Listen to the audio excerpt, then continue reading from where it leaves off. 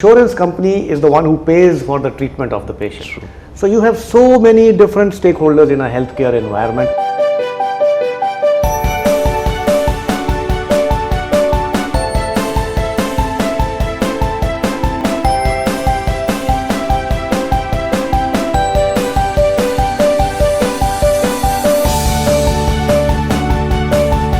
Mr. Vivek, how did COVID pandemic has changed the healthcare landscape? If you can just light us on that. Well, that's a very interesting question. COVID has changed the healthcare landscape phenomenally in a very, very big way, because what happened was before COVID, it was very traditional kind of healthcare where you will go to the hospital, you will wait for your turn, then your turn will come, you will meet the doctor. Now things have become more technology and digital savvy.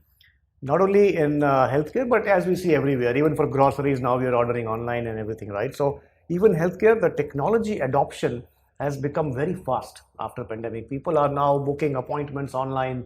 Some of them even want to have consultation online if given a chance. There are certain kind of remote monitoring devices which are there, which used to be there before also, but now it is being used more. So you can check your blood pressure, you can check, you have your ECG done, everything can be done remotely, no need to go to the doctor. So a lot of technology has come into healthcare, even in the way the hospitals are run and managed, a lot of technology has come. Even the flexibility of timings for staff is there. Earlier it used to be the same shift, people will work in specific shifts. Now some of the hospital staffs are working in sort of flexible manner. So I think biggest takeaway of pandemic, if I can say, is that there has been a lot of technology that has come into healthcare, and the adoption now is faster for technology. But in terms of, as an industry, healthcare as an industry, and adapting to the new ways of living, now technology has become a way of life. Yeah. And it seems that healthcare is a little slow as compared to other industries like banking, to adapt to this culture. Right. How do you see healthcare adapting, Yeah, I mean, you have a point. See, healthcare has traditionally been slow to adopt a lot of new technologies, and the infusion of technology in healthcare is not as much as other industries, and there are many reasons for it. We have seen, for example, IBM started something called IBM Watson, which was an AI kind of a thing they started. They had to then basically stop it recently. Google tried to get into healthcare, couldn't do it to a great extent. Then Microsoft has tried healthcare, Amazon has tried. So everyone keeps trying, and this kind of technology adoption is slow. Why? Because there are multiple stakeholders in healthcare. Healthcare, like if you take a typical hospital, for example, it has not only the doctor, it also has the management which manages hospital. These are two stakeholders. Then patient is a very important stakeholder because everything is happening for the patient. Then fourth stakeholder, which many people forget about, is insurance companies. Yes. Because insurance company is the one who pays for the treatment of the patient. True. So you have so many different stakeholders in a healthcare environment. Unlike if you go to a restaurant, there is a restaurant and there is a chef who's cooking and there's a waiter who serves you food and you pay money and you come. Here, you don't pay the money. The insurance pays the money. Yes. Who's treating you is the doctor, but who manages the doctor is the management. So it's a very complex ecosystem. When technology comes, what the startups should do and what all technology companies should do is to look at all these stakeholders and see where is a win-win for all of them. Because if you miss out even one of these, then it gets stuck. Then you cannot push it through. So I think that's why this technology adoption is slightly slow, because of the complexity of the industry. Ecosystem. Yes. You mentioned startups. So in the healthcare domain, which are the main focus areas you think that startup founders should focus on to make it big in the healthcare industry? I think the biggest area which comes to my mind is, of course, technology related. So if there are startups which are doing something which is useful for healthcare and hospitals, if there is something on population health, anything technology related to that, if there's something on remote monitoring, a lot of remote monitoring, and these devices have come, there are wearables, there are devices which monitor your parameters remotely. That's important. AI, everyone talks about it now. So AI in healthcare also is important. It's coming in slowly in various ways, but I think it will be big. So that is a good industry, a good way to be in. Then something to do with improving the performance of hospitals or healthcare players, any technology. So, for example, as I said, insurance.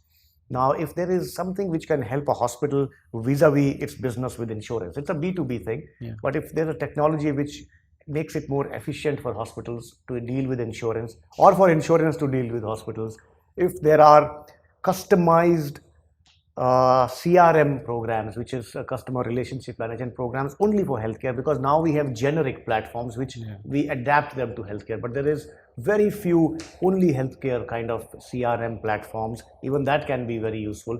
So lots of opportunities are there, especially after the pandemic. Now hospitals and healthcare is open for technology. They are adopting it, they are accepting it, they are looking for it. So I think this is the right time to get into all these areas, and I'm sure there will be many other more areas. So I'm sure there's a lot of ideas there. Yes. But at the same time, when we talk about startups in healthcare, you have been a veteran in the industry, particularly in the Middle East. How do you think is the investment landscape when it comes to startups, investments? How is this region doing? What is your views on that? See, the companies that I interact and speak to on who want to invest in healthcare are very pro investing in startups, especially the technology tech startups or biotech startups. Biotech technology, precision medicine, or any kind of tech. These kind of areas they are looking for to invest.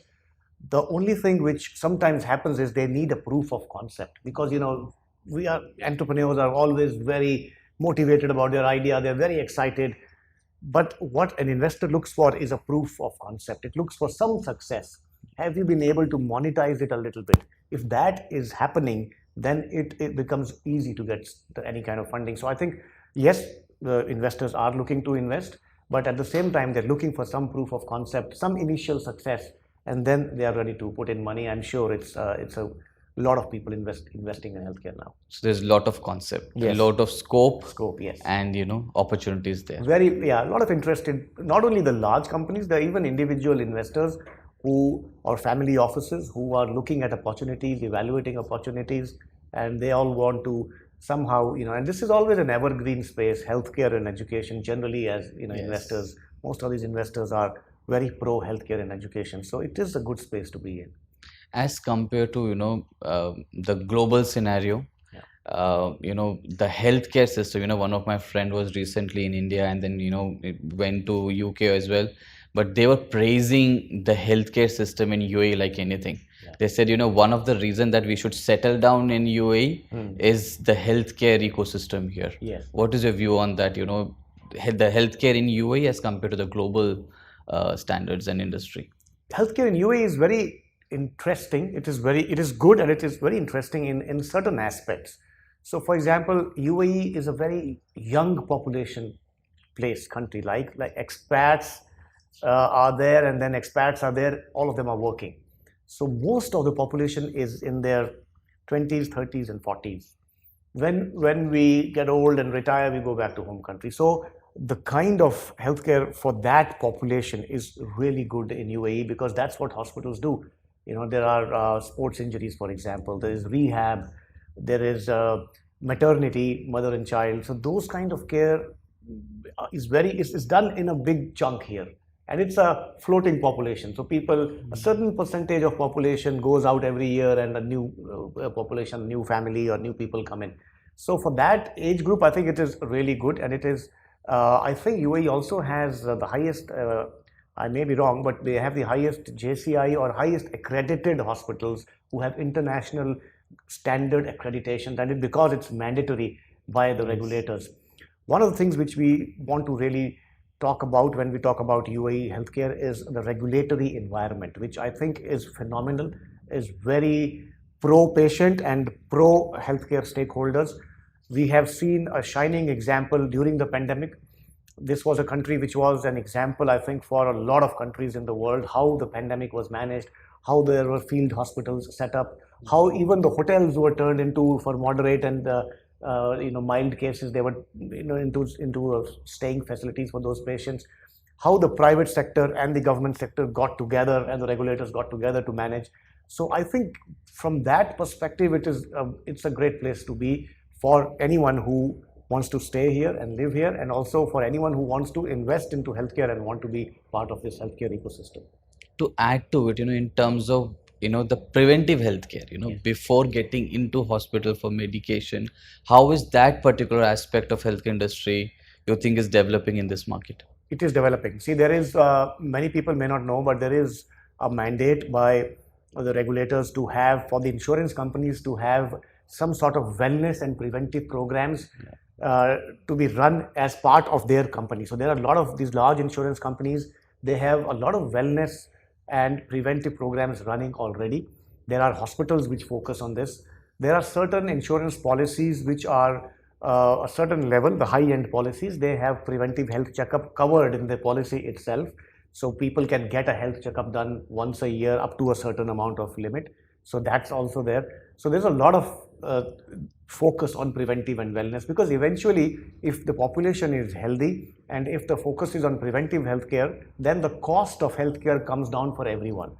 Because healthier people means less hospitalization, which means less expenditure on health, so which means lower cost. So it's very important. I think this there is a focus on that for sure. I think the hospitals and with the remote monitoring and with the remotely kind of monitoring the patients and getting their parameters, it has become easier now. So there is a focus, and it can be developed more for sure. But I think there is definitely a focus on this. And do you think the existing bigger players are also, looking at that transition into preventive healthcare? The Yes. existing one, they are also transforming themselves? They were, I think it was always there. The preventive part was always there. It was not fully it is not fully, still not fully covered by insurance. So that's one challenge, because some of our policies don't cover it. The high-end policies cover it.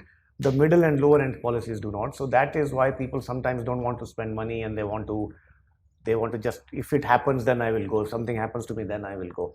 But I think it's a very important aspect, and we all need to pay attention to health checkups. We all need to get our health checkups done every year.